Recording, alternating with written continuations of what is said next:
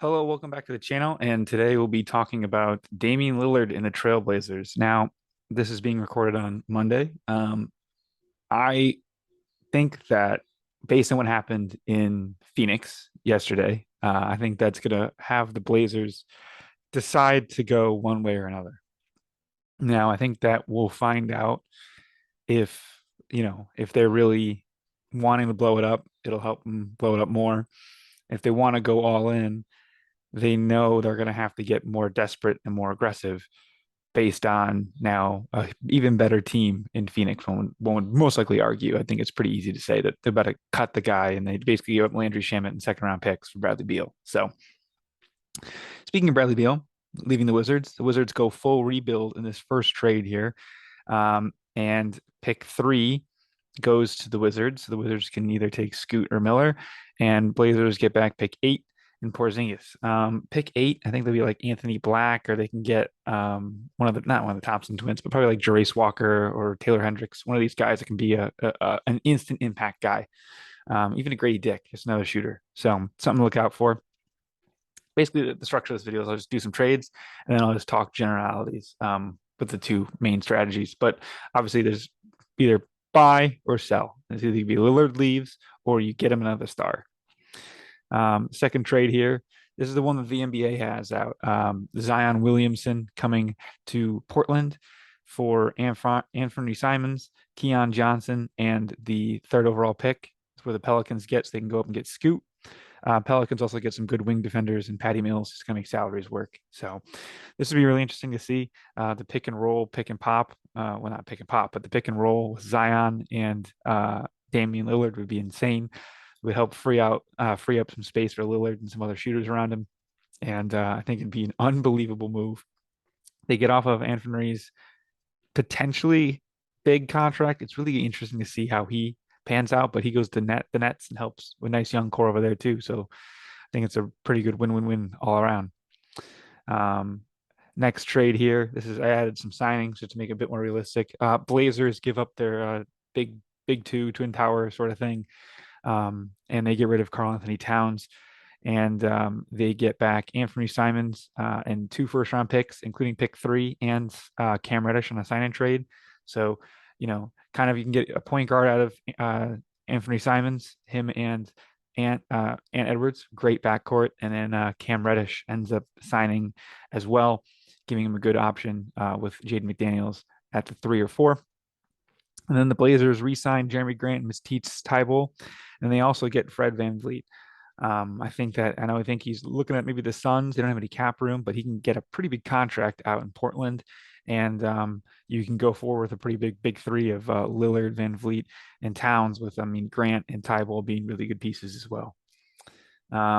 Then we have one for the Pistons. This is a quick, soft little flip down. I would assume this is if Scoot Henderson is not available. Scoot goes two, and the Blazers or the Hornets actually figure it out. Because I think if there could be a pretty big haul for Scoot at 3 if he's there. The Blazers take back Bogdanovich, pick 5 and 31, and the Pistons get Cam Reddish and pick 3. Move down 2 spots. If it's Brandon Miller, you don't really care as much if you're the Blazers. You can move down 2 spots and you get a good wing defender and shooter in Bogdanovich. Not really defender, but more of another scoring option.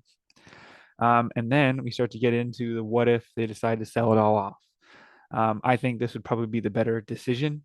But with what we saw, Bradley Beal got back, it could be a lot less than we think.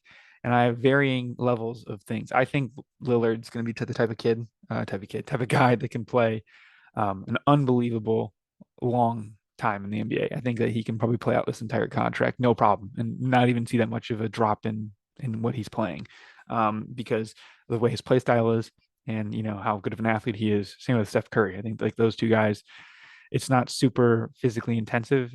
It's not going to sound great what I'm saying, but I think that they can transition into a different role and play really long careers. So I think the Blazers or the Heat would be able to give a lot.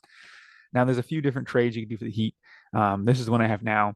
I think that they would want to keep Duncan Robinson, and I don't know if the Blazers really want Duncan Robinson as much. I think they want to just get cap space and get out and just rebuild around their young core.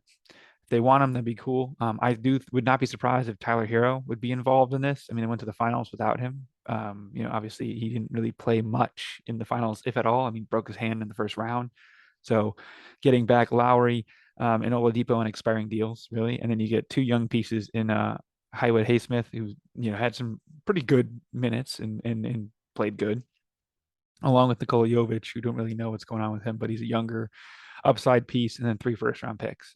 Heat don't have anything that you can unprotect and send until 2027, which would be interesting because it'd be the end of the contract for him and Butler. So you could, he could go in full rebuild potentially, and you could have a great pick there. And then pick 18 in this draft. So just another young flyer you can take for the Blazers. You'd end up having three picks in this draft. Then we move forward to the actually, let me get rid of these other trades. And then you go forward to this one where the Nets get Damian Lillard. You get back Ben Simmons, just kind of eat the contract. You get Cam Thomas, another good young scoring player, in addition to a billion picks, 21, 22 this year. And then you get picks 25, 27, and 28. And I know that's probably a ton. And everyone thinks it's like, whoa, what are you doing? You got to taking back Ben Simmons too. The Nets have a lot of guys they need to re-sign, Cam Johnson being one of them. Hopefully he's a Piston, but they got to sign a lot. And getting a pretty much a dead contract and Ben Simmons off your books is good. Maybe a little bit of value if he goes out to Portland, can reinvigorate himself after getting traded like three times in 2 months or 2 years. And then they go up and make sure they get Scoot Henderson to build around. So Scoot Henderson, Shaden Sharp, Cam Thomas, Anthony Simons. That's a good young group of kids. And you take Gordon Hayward's contract for Cam Reddish's rights. You can just flip them. You don't even need Cam Reddish. Basically, you're just eating $30 million for the Hornets to free up.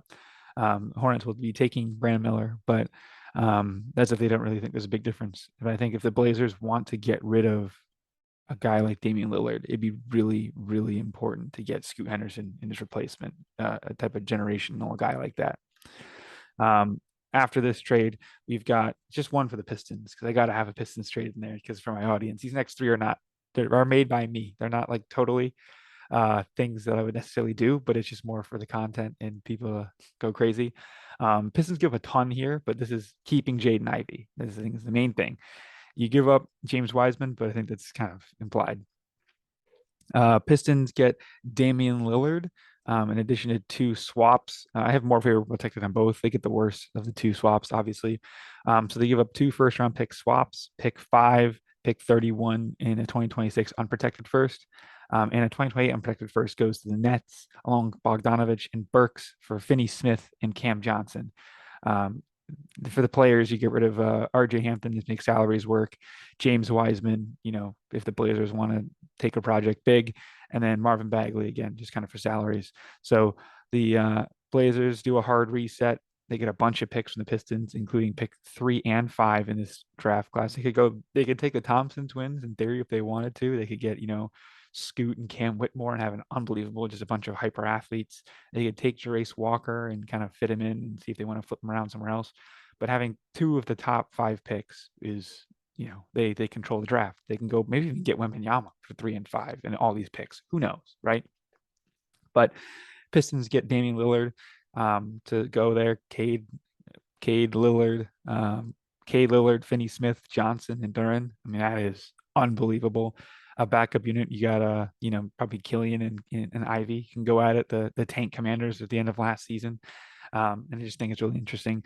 The Nets get some good stuff back for Cam Johnson, who they could potentially lose for nothing. So it's maybe a bit too much for the Pistons to go up for Cam Johnson, but at this point, it's like F it, F them picks. We're all in. Let's go crazy. And then the last two are for my other good friends, my draft here. For my Sixers fans, mostly Tyler. I was texting about this earlier. I was like, I just texted him out of the blue. Would you give up Tyrese Maxey for Damian Lillard? He said, you know what? F it. Why not? I think Maxey can be an unbelievable player, but Lillard's good now. And this would probably mean that Harden would opt in. This is assuming Harden opts in. So you got Lillard, Harden, Embiid, and you sign Harrison Barnes here. I think he'd be a great wing to kind of shore up that spot there with Tobias leaving. And Blazers get out of that contract. They free up a ton of space. I mean, you can re-sign Maxey, but you're eating Tobias Harris, one of the better expiring deals I think out there. So and you get a pick back super far down the road, who really cares at that point? You'll forget about it by then with hopefully the championship you have if you're the Sixers. And the last one for the Knicks. This is they give up Evan Fournier, who's not even using, quickly, and RJ Barrett, and a bunch of picks. Now, these aren't great picks, and a lot of these aren't even real. I know like the Washington one, I don't think is an actual pick. I'm pretty sure it's protected. Like the Pistons pick is protected, ends up being a bunch of seconds. So really, it's 2 first-round picks and some seconds. But you get quickly a young guard, RJ Barrett, if you believe in him, have him get his own team out in Portland, and then the Knicks get Damian Lillard to go along with Julius Randle and Jalen Brunson. So I think that would be really interesting. Let me stop sharing for now and just kind of go full screen so we can talk a bit more here.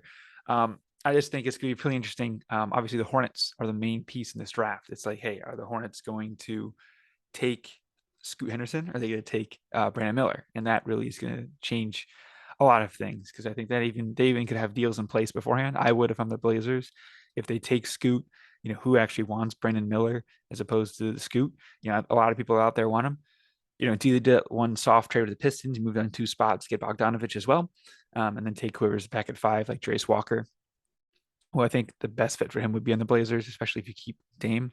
Or if Scoot is there at 3, do you fire off the missile that is getting rid of Lillard, right? I just think a lot's going to happen. I think that the most interesting team to look at is going to be the Trailblazers, with the West getting another super team or a better team in the Suns. John Morant didn't get suspended nearly as much as anyone thought, so the Grizzlies are going to still obviously be a threat. So I really do, and if they said Chris Paul is going to go back to the Clippers probably, so that's a few really good teams getting really much better. So it's a bit of an arms race in Portland, and even with your best team, you lost in 5 games, I believe it was, or I don't even know if it was 5 games, but you lost to the was it the Nuggets or Blazers that they lost to, or Nuggets or Warriors in the conference finals. So you haven't made the finals. So I think that it might be time to cash in on Dame. And you want to be nice and you want to send him to where he wants, but at the end of the day, get the highest return. If it means going to Charlotte and getting pick 3 and something else crazy, do it. But I would not be surprised if he's a member of the Miami Heat. I think the Heat were close with Bradley Beal, but now they're like, hey, Lillard's a whole nother level above. Let's go for it. I think Lillard fits in perfectly with that Heat culture. He's not really a lovey-dovey type.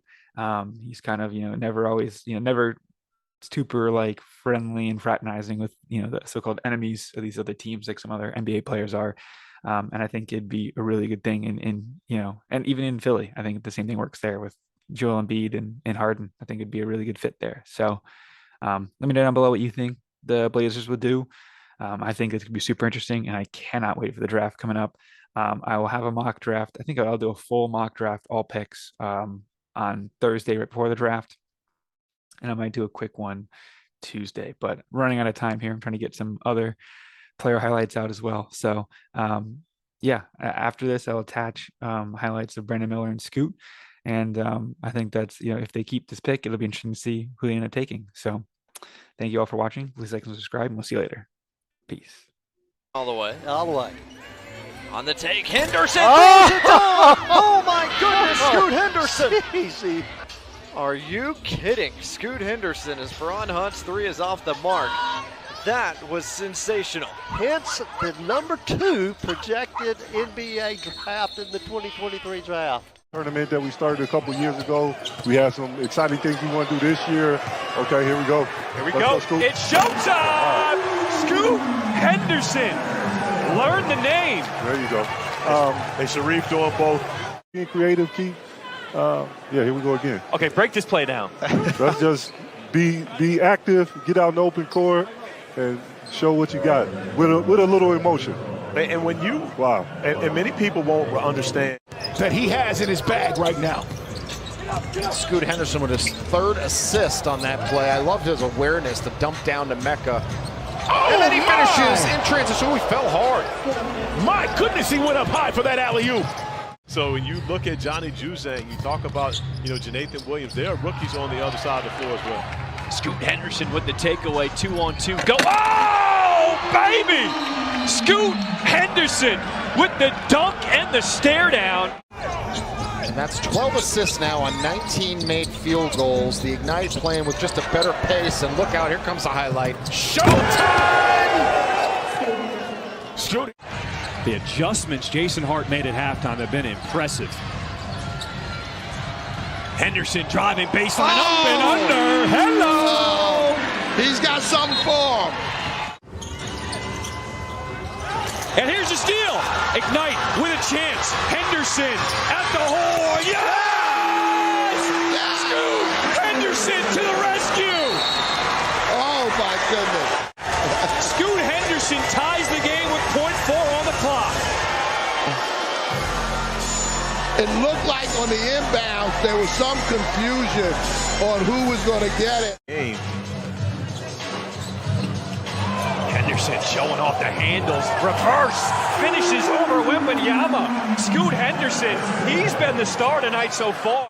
Take a look at Scoot Henderson. What he does.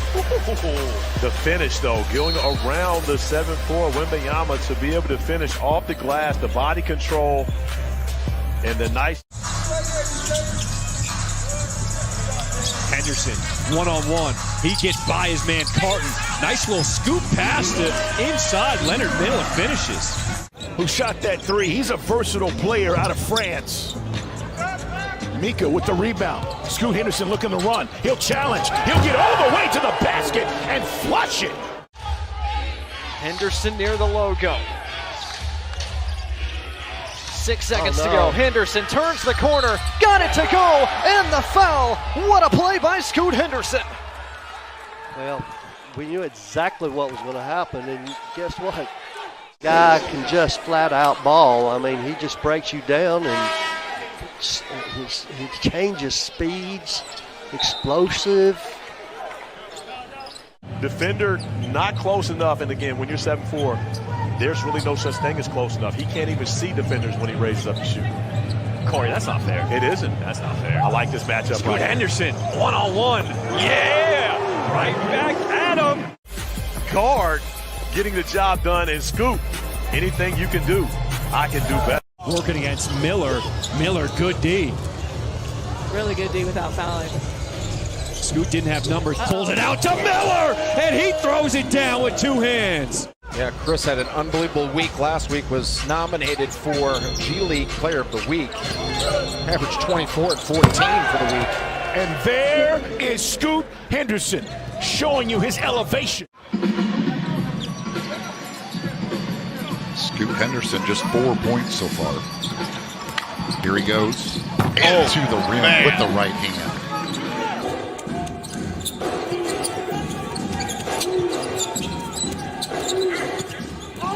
Oh, give me that. Scoot Henderson with the monster block.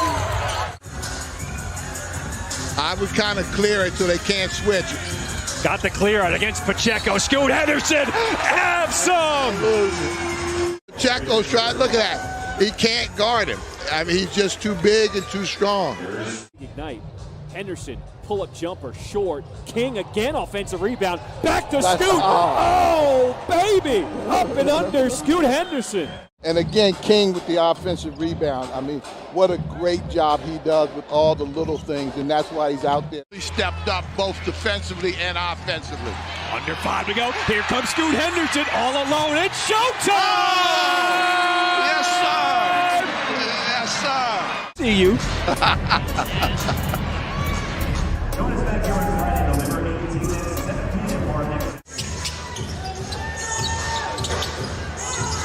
They're going to work through Henderson. Scoot with the runner, gets it to go. That's money, baby. That's money. Look for Preston to try to get him on some sort of isolation post-up. And he can't control it. Grabbed by Henderson. Henderson to the hoop. Left-hand layup good. He's taken over the game, 95-90. The national TV is here because of Scoot Henderson, because of Ignite. The teams who come and play, they know that too. So they're trying to give Ignite their best shot. Nice scoop shot underneath. And more importantly about the intangibles, you see he anticipates. Number 15. Good no call right there. Both teams still trying to find their stroke. This is Miller. Wide open splash. No second chance. The beauty. Yeah, everything but the finish. Bediako all over the place. Another three-point heater from the freshman. And the interesting part about Miller getting that second look at it is Brandon Miller struggled last week in the win at Houston. A flaming hot start for Miller.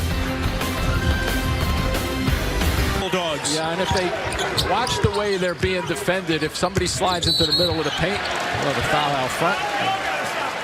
82% shooter at the line. Watch the way he extends on his shot. It's as good as I've seen. The CBS Sports app to watch today. Miller, highest scoring freshman in the country. Bolton in and out. That's the shot they need to go down. Off the dribble, 15-footers. They really need it when they get an open look. So Drew Timme still on the bench. Contact. How about the hesitation by Miller on that one? Game because he kept defending, rebounding. He hit those big free throws down the stretch. He struggled throughout a big game against a team like Houston, and then has the ability to come back into the lane and be strong. 2 steps, land on it, and go up with a floater. Brandon Miller underneath, and he cleans up his own mess. A little bit. Timme had it poked away, tracks it down. Miller the fifth. A foot race. Vicious. Better than that. Yeah, Bediako getting him to drift away. That's a plus. If Timme comes towards you, look at the range. Miller. Deep three-point heater. Spiro, I was watching. Good little tip. Watch how high and how long he stays in the air. Well, it's just effortless. And we showed it on the open. In transition, he can pull up from long range. His offense. Yeah, it was one of the few times that Mark Few got a little loud in practice. Man, quick range. That's because he fumbled the ball out front. Miller. He buries it. How good is that? Brilliantly done by Hickman. They have taken the assignment in the scouting report and pull up for those little floaters from about 8 feet away instead of challenging any of the bigs down low for Alabama. Hickman was Andrew Nembhard's understudy last year. As Brandon Miller just keeps on coming. Hey, I'm not going to come up because he wants to get 5 feet within the basket, and then all of a sudden he throws that variation to his game. It's really unstoppable if he can get that 8 to 10 footer floater to go. Miller sizes up against Strother. The spin, the shot, sticks it. Basket, they pull up again for the 5-footer. Malachi Smith, big-time offensive player last year at Chattanooga. Boy, Bediako, hesitation. Gets the pick from Timme. He's going to fire. A little bit short. What a rebound in traffic. But they've taken very good shots, Gonzaga. That one just missed. That was Gurley with the clear. And then, so now the free throws looming large for out. It really is a smooth stroke. I mean, and he has range on it. Again, Spiro left side low, kicks it across to the wing. Here's Miller. You saw the new career high. Nice defense from Smith. Miller gets it back and sticks it. He just keeps him in the second half. 5 for 7 on the afternoon, but his decisions have been terrific. As I mentioned a second ago, no turnovers so far. 21 minutes. Brandon Miller on a 3-point launch. And Miller keeps looking difficult to defend him. One of the all-time players in the history of their play. Good decision, bad decision. Really patient, efficient. Miller steps into a 3.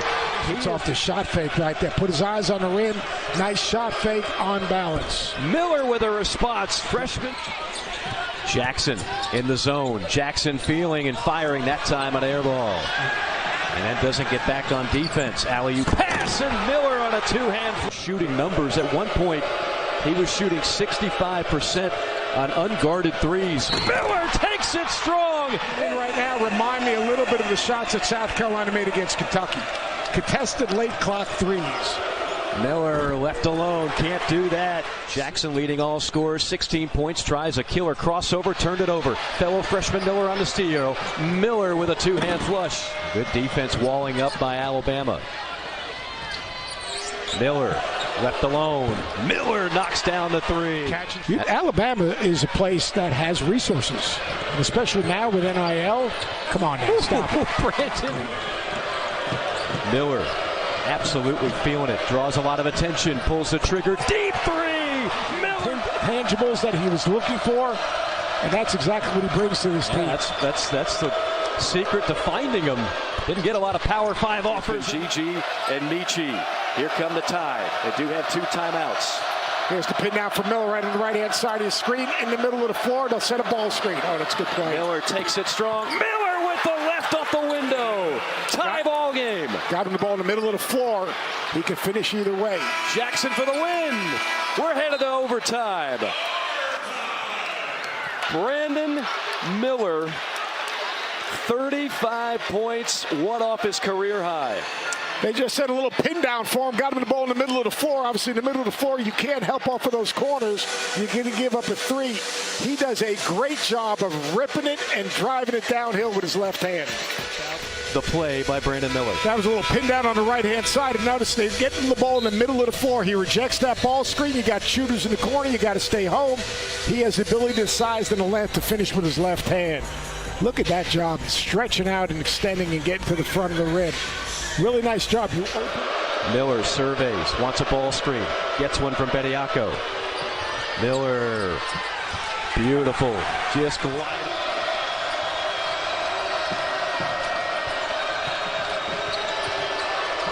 Miller trying to break our 11th tie of the game, takes it in and gets it to one more here in OT. Miller guarded by Gigi, 2 of the most highly touted freshmen in the country this year. Miller with 3, Miller to the rim, Miller with the left hand!